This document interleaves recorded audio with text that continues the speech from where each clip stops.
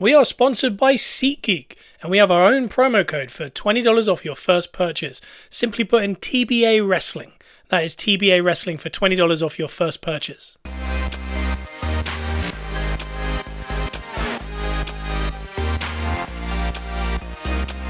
Welcome to Gunners R Us podcast, where we are positively Arsenal.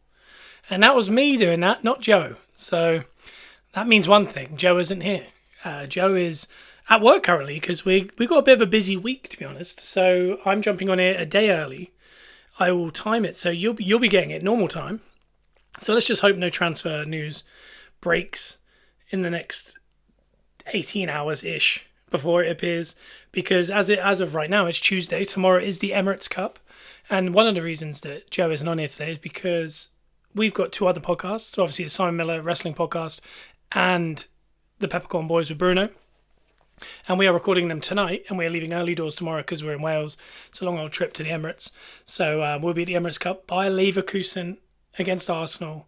Should be good. We're going to get into all of that in a moment and talk about who's back in training, some transfers. And also, even though next week is our prediction show, I'm going to get into some predictions of kind of more minute things. Maybe not league positions necessarily. Maybe just kind of general, top goal scorer, young player of the year, best player of the year, the first sacked manager potentially, some dark horses in the Premier League, West Ham's business, because that seems to be a talking point in a minute. So we're going to get into all of that. But as you heard at the start of the show, we are sponsored by SeatGeek, and our promo code is TBA Wrestling. TBA Wrestling is the code. Just put that in the code when you get through on your tickets. For any purchase over $50, you can get $20 off your purchase. Other than that, obviously you can follow us here on iTunes and Spotify. Gunners R Us, 5-star review, all those things help. And go over to TikTok, where we do two TikToks a day even, and live once a week, 10 a.m. GMT on a Wednesday. We'll be doing that tomorrow in some capacity, I believe, or if you're listening to right now, it would have already happened. But in some capacity, I'm going to make sure this goes out slightly earlier on a Wednesday than it usually does, just because if you're traveling up to the Emirates, anything like that, you can listen to it as a company piece, accompany you on your drive or tube or train or anything up to the Emirates. So if you are coming along, obviously, and you see us, come say hello, download the podcast, and all those kind of things. So to start the day, I'm going to start with the Emirates Cup. Just looking at the notes on my phone. I'm going to start with the Emirates Cup because we can kind of talk about the players that we could hope to see. So pretty much everyone's back in training now.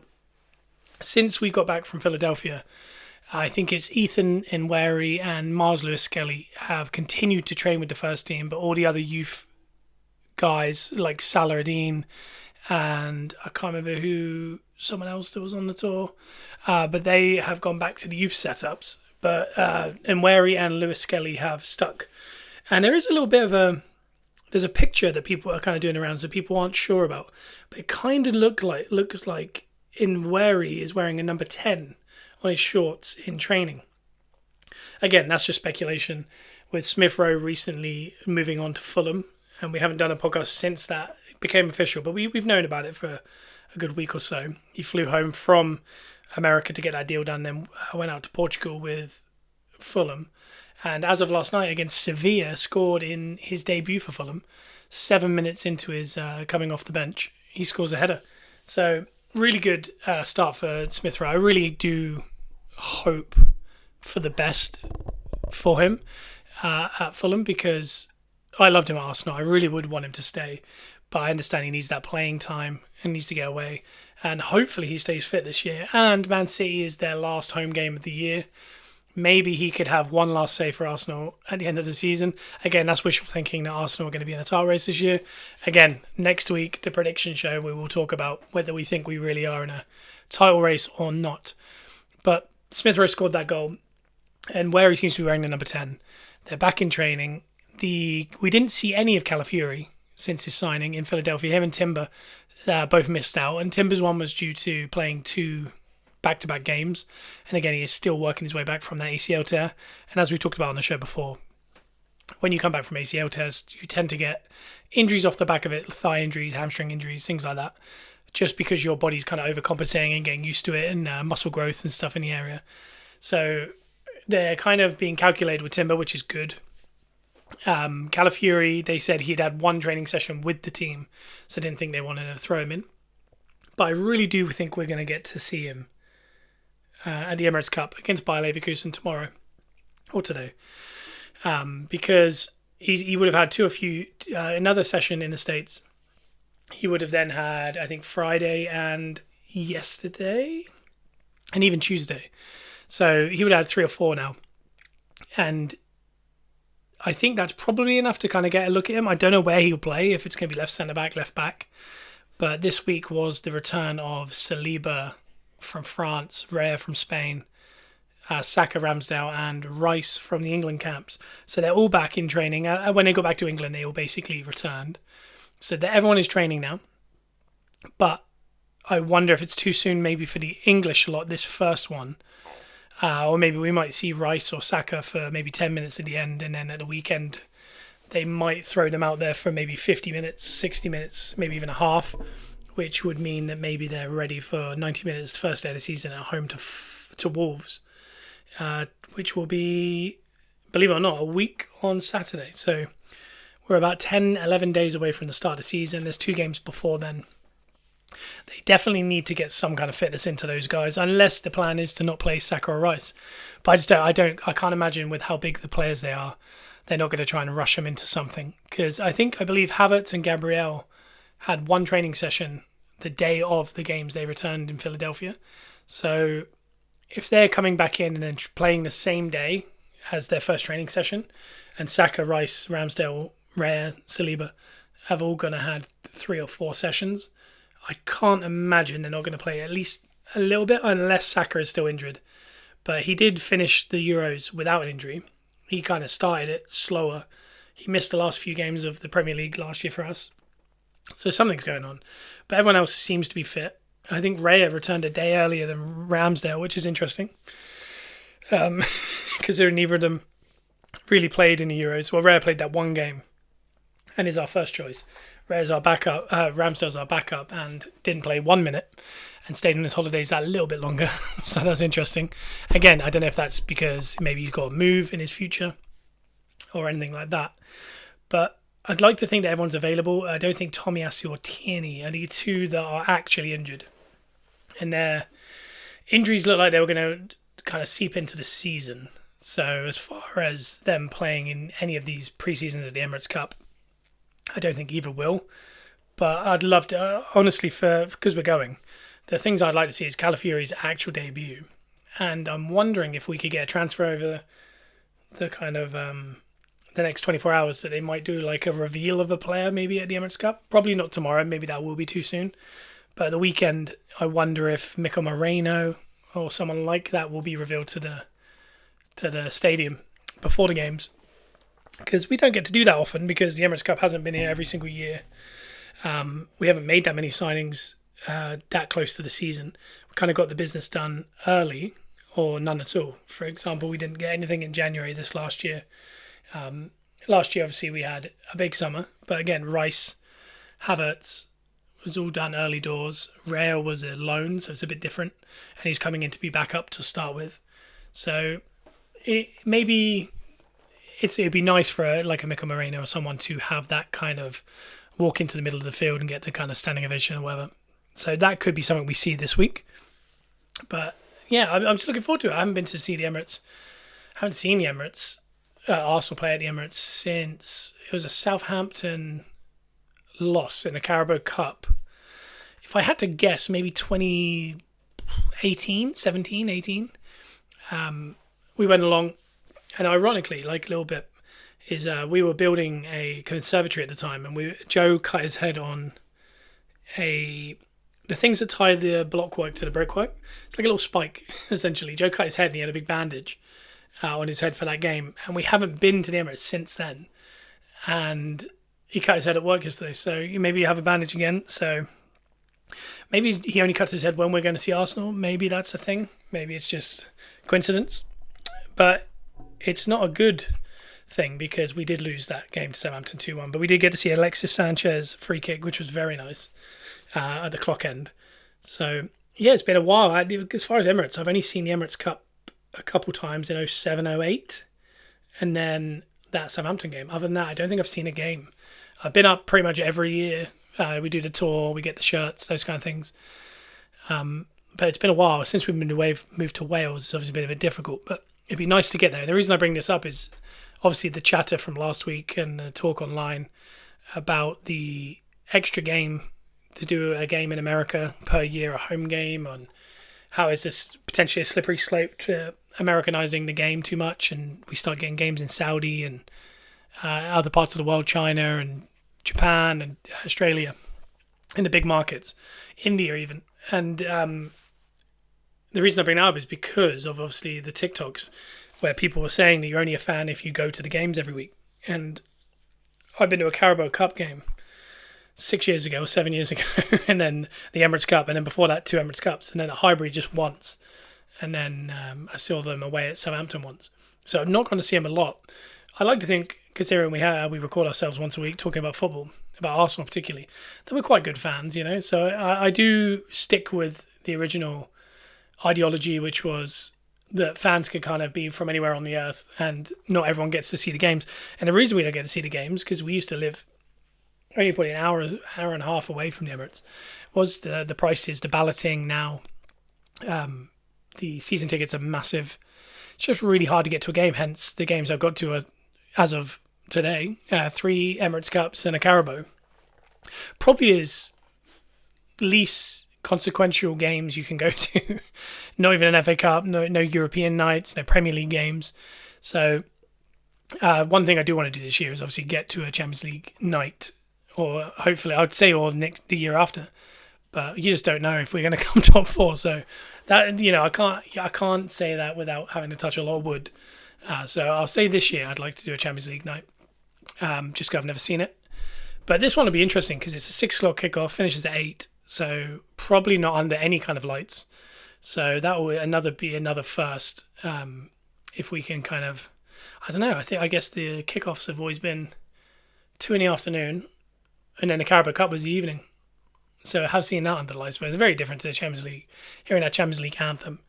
So that will be tomorrow. Hopefully, if you're listening to this, you're on your way also to the Emirates, getting that armoury, have a look at the Lynx Africa kit maybe, take a tour even.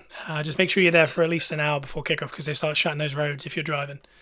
The next bit I wanted to get to was the transfers, and I mentioned it before.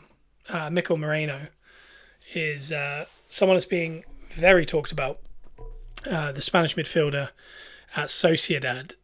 And it felt like it was kind of ramping up over the last couple of weeks to a point where if you were doing your starting 11 next year, or, you know, writing out your squads, I'd almost guarantee that we all had him in the squad because we're that sure that the deal was happening. It does seem to have cooled off a little bit, and I still don't know why necessarily it's cooled off, because he seems to be the perfect profile. And I know obviously Fabian Ruiz, who's a very similar player, maybe a little bit more bells and whistles, less Jules 1. And we know how Arteta likes the Jules 1. So that got talked about and it kind of maybe called it. But then it's come back to Moreno and he's essentially just waiting for us to put the bid into Sociedad. So I don't know if something's changed or whether they've got word that that deal is a lot bigger than we thought it was going to be, because I think they were hoping to get it for done under 30 million. That maybe that deal is breaking down due to maybe the price going up. Seems the player had kind of was convinced on the project and was happy to come and agree personal terms. So it could be the price. I've heard from other people that maybe it was the age profile. But I mean, we've known he was 28, for a month, and there's been very intense interest. So I can't imagine they've only just realised his age, or they've decided against his age, unless someone else has come available. And I must admit, seeing the Conor Gallagher going for 30 million from Chelsea to Atletico, and I'm fairly sure Chelsea turned down a deal from Tottenham, which was more than that. So maybe Chelsea were definitely never going to sell to an English club, especially a London club. But I do wonder, a player like that, an 8, box-to-box, homegrown, which again, after this summer, with Arsenal, losing Smith Rowe, Nelson, maybe Eddie, and that's another conversation. Ramsdale even, that we're 3 or 4 down on homegrown. I'm gonna guess Nweri and Lewis Skelly will be in the Premier League squad this year, which will add 2 homegrown, which will instantly replace Smith Rowe, and let's say it's Nelson. So maybe they're waiting to see if an Eddie goes or Ramsdale, because they will have to replace it, because I'm fairly sure we were at the bottom level of which you can have homegrown talent. So any ones we lose, we have to replace. And we don't necessarily have to sign anyone, but we do have to promote players from the youth academy. So maybe that's a stalling point. Maybe they're not getting the money they wanted for Nketiah, because there's talk of 17 to 25 million, which is mad. And if that were to happen, maybe they're thinking we can't spend 30 million on a midfielder when we still need to buy an attacker. And therefore they're thinking maybe we could promote a Lewis Skelly and give him more minutes and go get a bigger centre forward or a bigger winger. Maybe they're just kind of in a stalling point, a kind of a roundabout where they're not sure what they need based on the money they're going to get. So this week, for example, stuff could change. A deal could come in for Eddie, a deal could come in for Nelson, maybe Ramsdale, and all of a sudden it blows up all of that and Moreno gets done instantly. Maybe we go in for a winger. There's a lot of... The talk at the start of this window was Sesko. We obviously did put an actual offer in. It got declined and he re-signed for Leipzig, which I do think after watching the Euros is the right decision for his career. But it's obviously a player we wanted, and that type of profile, that centre forward, that tall centre forward, which Gyökeres definitely fills that from Sporting. But I do wonder whether the Osimhen rumours, because it looks like Antonio Conte has gone into Napoli. He desperately wants Lukaku, and he's pretty much told Osimhen he's not needed. So they're looking to sell, and PSG look like they're front runners to get that done. But apparently Arsenal have started inquiring, which is really interesting because I think originally he said he'd rather go to the Premier League than anywhere else. And Chelsea don't seem to be in a situation to do that, even though they have Lukaku. But I think that Chelsea are currently looking at a young forward to go up with Nicholas Jackson, which I think is mad. Again, similar to Man United, they've gone and got Xerxes to go with Højlund. And I mean, they're both kind of projects. Chelsea have got Nicholas Jackson, who athletically is so good, but his finishing and some of his end products is so poor that he almost needs a proper centre forward to kind of take that pressure off. So he can actually kind of grow. And I think they're both in the same position, but they've both gone with getting a second project as opposed to an out-and-out forward. And I think that's mad considering Tony is available. And there's teams like Bournemouth who would probably listen to offers that were good for Solanke. And even Dominic Calvert-Lewin, who I think only's really been talked about by Newcastle, and they're looking to offload Wilson. So there's a bit of a striker merry-go-round going on. And I just wonder why teams like Chelsea or Man United just don't go in and go get Tony.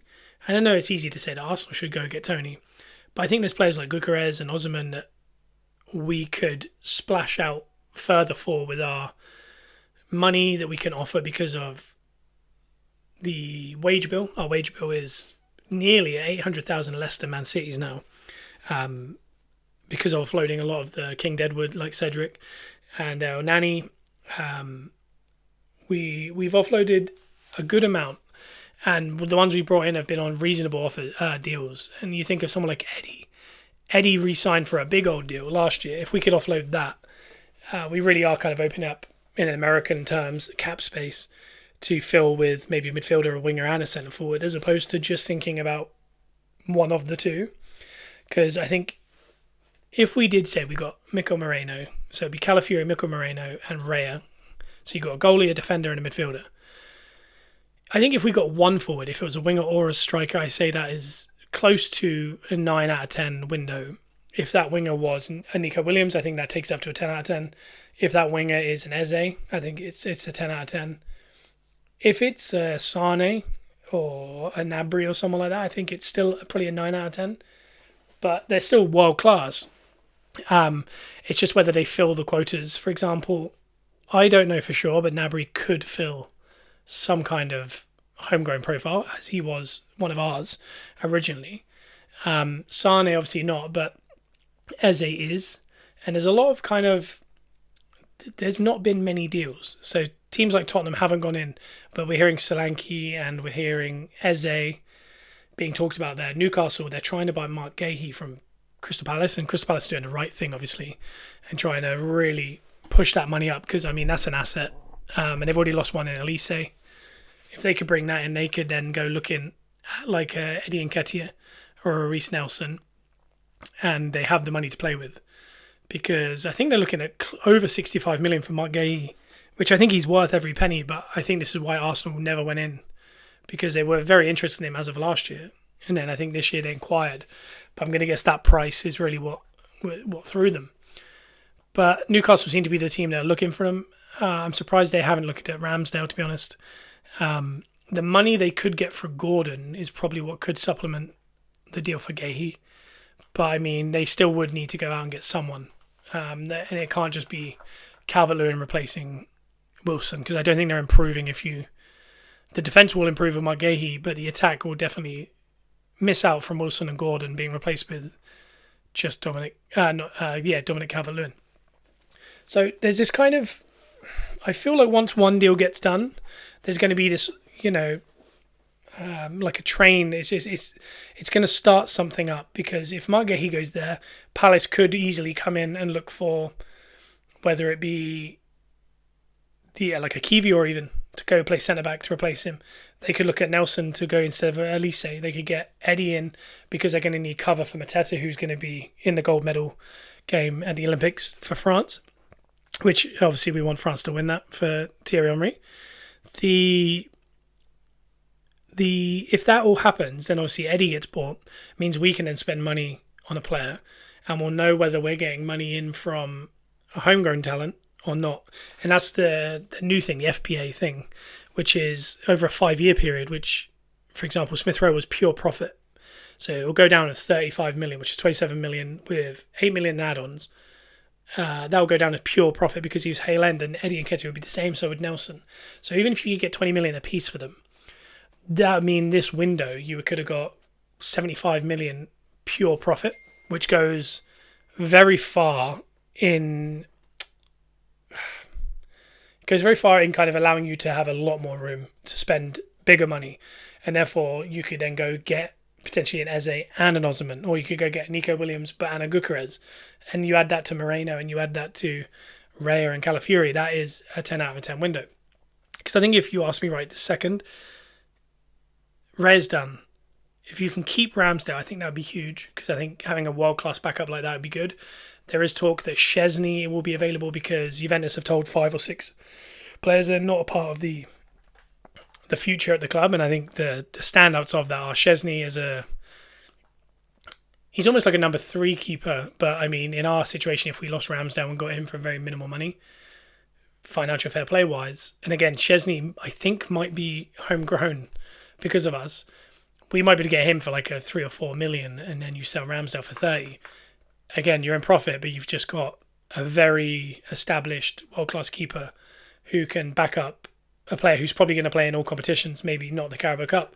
And Szczesny's probably at this point happy to come back, because he is an Arsenal fan, to come back home essentially to London and sit on the bench and potentially win trophies and titles and all sorts. So I think that's quite a good deal to done. If not, I would personally try and keep Ramsdale.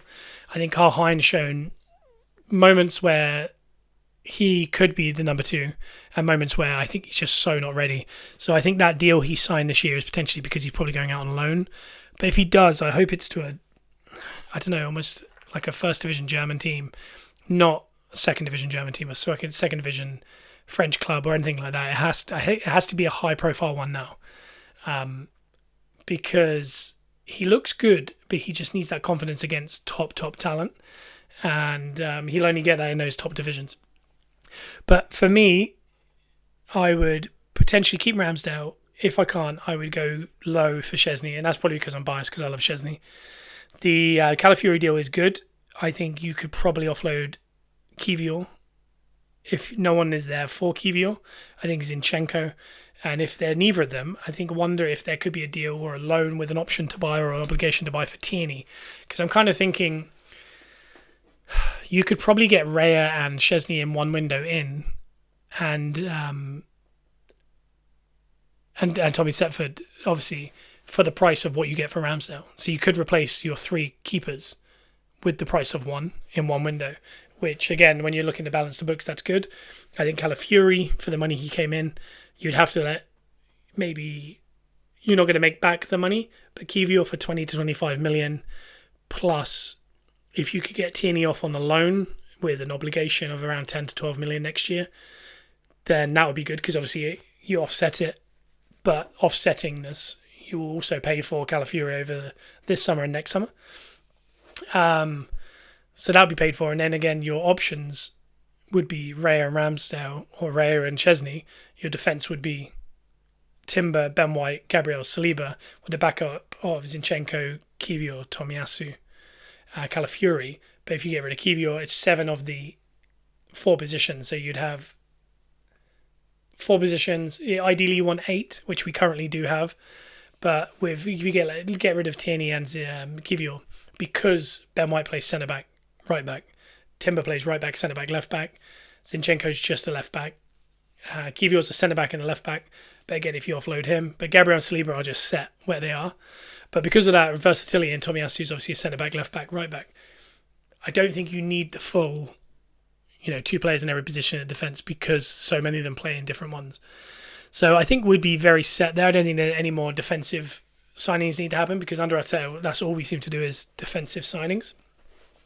But the midfield really does feel light, because we have Partey, Jorginho and Rice is the 6, and then Rice is the 8, or Lewis Skelly, who is 17. And then the right 8 is Odegaard. Some people are saying Vieira, but I mean, Vieira was not trusted more than Lewis Skelly, or in Wary in America, they put him out wide because I don't think he trusts him in the middle. So if that is the case, you've essentially got Jorginho, Rice and Odegaard as your starting 3. Then you've got, Partey, who we all saw in that game in Philadelphia, that physically he's just not quite there. It might be pre-season, but we know he's not going to stay fit. We know Jorginho can't do a full season. So all of a sudden it is extremely light in that area. And that's why I think you do have to bring in, you're going to have to bring in at least one player, Mikel Moreno. But it's whether he plays as a 6, Rice plays as the 8, or most likely Rice goes back to being a 6, and then Moreno's the 8, Odegaard's the 8. But again, one injury to Odegaard, and I really do think they start scrambling on who plays there, because I don't think they trust Vieira. You can't trust a 17-year-old to play, let's say, touchwood, Odegaard gets an ACL. You can't trust that. The only other thing they could do is Rice, Moreno and Partey, for example. And that is the most defensively minded midfield, and that really mess up kind of the style of play. So I do think they need to bring someone in, and they must have someone to let Smith Rowe go. They must have known something was happening. But I think the midfield is extremely light. Whereas the forward, you've got Martinelli and Trossard on the left, Saka, and this is if we sell Nelson or Vieira, Saka and Vieira on that right. That's if Nelson leaves. And then if Eddie leaves, you've got Jesus and Havertz, which again, there's 2 players in every position, but I don't think he necessarily wants that, because I think you could look at it 2 ways. You go get a Nico Williams, which I think it's easier said than done, but he then plays up front with Havertz and Saka, and then Trossard can play right or left or middle. Martinelli started to play on the right at the end of last season, so maybe he's the understudy to Saka. Trossard's the understudy to Nico Williams, and then Havertz is up front with Jesus, and Jesus could play anywhere across the front 3. So you've got versatility, so I think that works. I think the other option, obviously, is you leave Martinelli, Trossard, Saka and Vieira as the wingers, and you bring in a third forward, and imagine Jesus is almost the backup to the wingers as well. So you'd have a Havertz and a Gyökeres or an Osimhen or someone like that. But for me, I think Havertz really helps the way we play. So bringing in an Osimhen or someone, I don't think you can fit Havertz in the team. And I know, considering what I just said about Odegaard missing time, blah, blah, blah, he's probably thinking in his head, could Havertz play deeper? So you'd have Rice, Havertz and Odegaard, which is the plan at the start of last year. It didn't work. Every time we did it, we lost. Every time Havertz played up front, we won. We are messing with that again. So you bring in a forward, I really think it messes up the the vibe, the energy of what they've got going, where Havertz sits up top and holds it up and brings other players into play, and we can go long as well. If you bring in an Osman, well, obviously he's going to score a lot of goals. He is Haaland, nearly Haaland level. But I think that means that Havertz plays midfield, which again is good because we have more midfielders, because you have Moreno, Jorginho, Partey, and all these guys, Lewis, Ethan and Wary as backup. And Havertz is in that mix. And Havertz can also go up top if there is injuries. But I think it does mess with how we play. We might see what we started to see at the start of last season, where Partey was right back, Havertz was in the midfield, all to get everyone in. And you could mess with it. Whereas if you bring a winger in like a Nico Williams, I don't think anything changes, because the team would be Rice, Moreno and Odegaard. And then you have, for example, Williams on the left, Saka on the right, Havertz down the middle. And then your options off the bench are Jesus, Trossard, Martinelli, which is very good options up front. And also Havertz can drop deep and you bring on Jesus, or Trossard can go up front. So I think for me, I'd rather a winger, because I worry about the style of play completely being left. And it takes us weeks and weeks. And I think in the league that we're in, Arteta said it, you have to get 114 points. And try to figure that out in the first 3 or 4 weeks. And we might figure out we might be world class beyond it. But you might drop so many points in that 4 weeks that you can never actually make it back up for a title.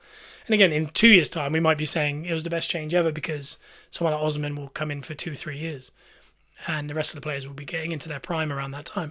So maybe that is the case. Obviously, your best bet is to do what we've already done. Bring in Moreno, bring in Osman, bring in Nico Williams. And I do think we then are in the mix of best teams in the world, because we've got so many options. We can fight on all fronts. And it is the size of squad and talent of squad that City have. And that's the reason why they can go deeper in Champions League and the Premier League. I don't think we physically can do... Honestly, I don't think we can get Osman or Nico Williams done, to be honest.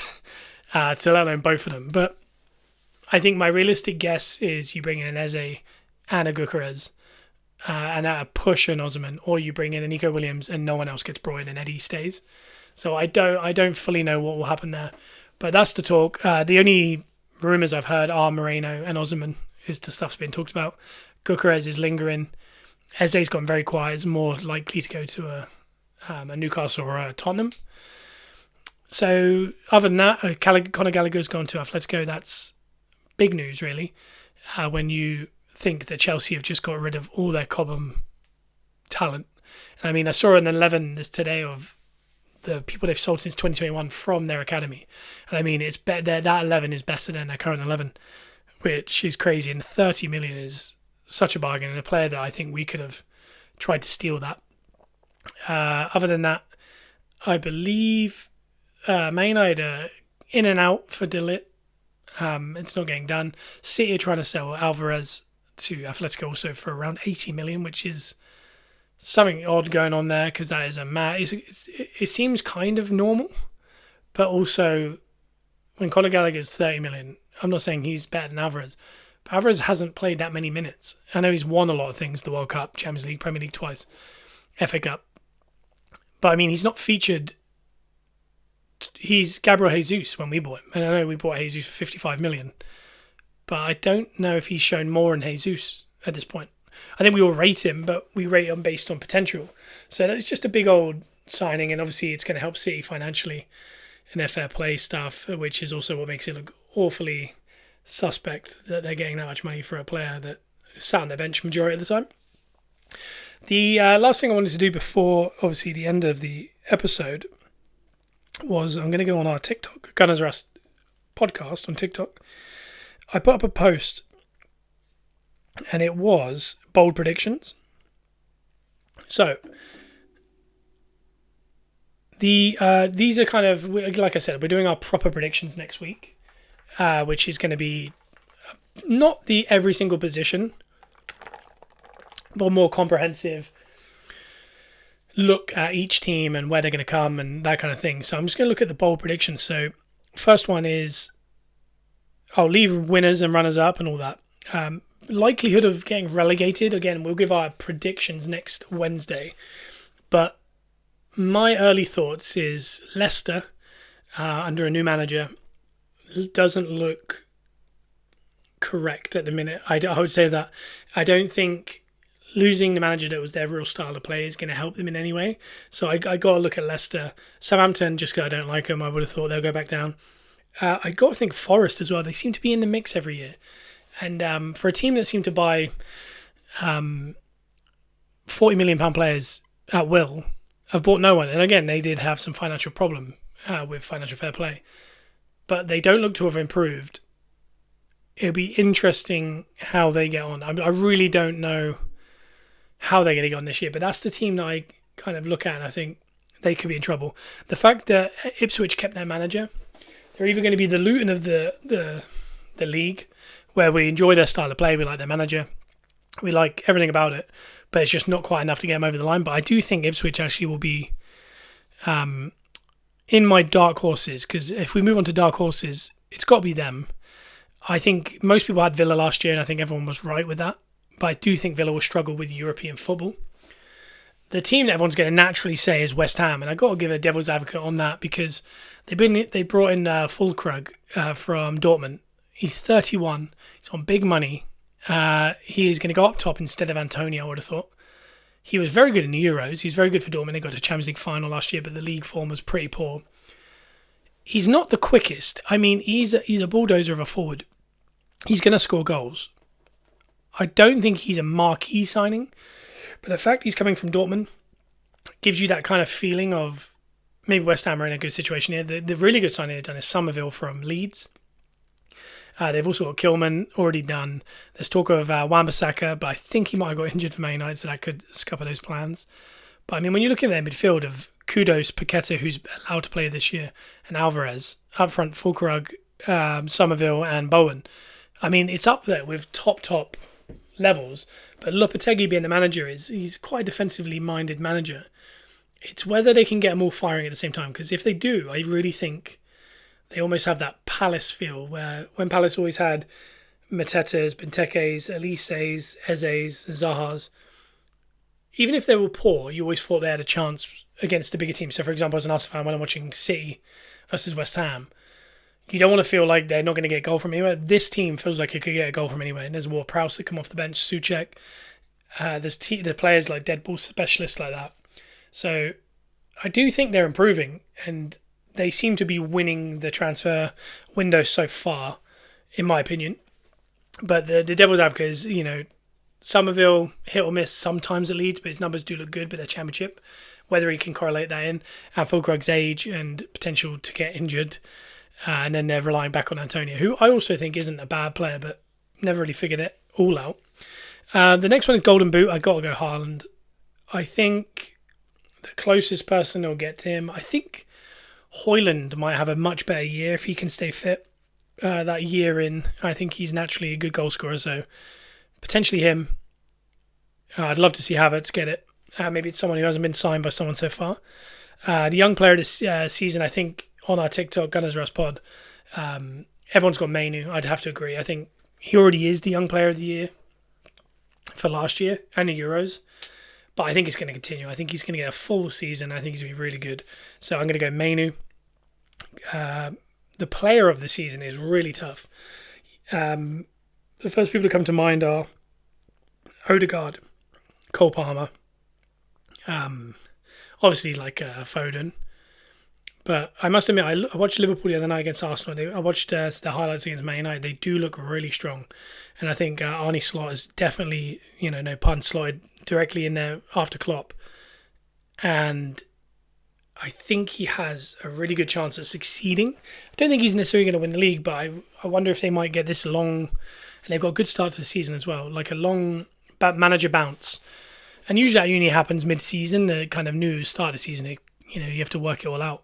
But I think he might hit the ground running and start very well. Almost like Ange at Tottenham last year. And people were expecting big things for Tottenham last year. They got it, and then it tailed off. I think they might do the same. I just don't know.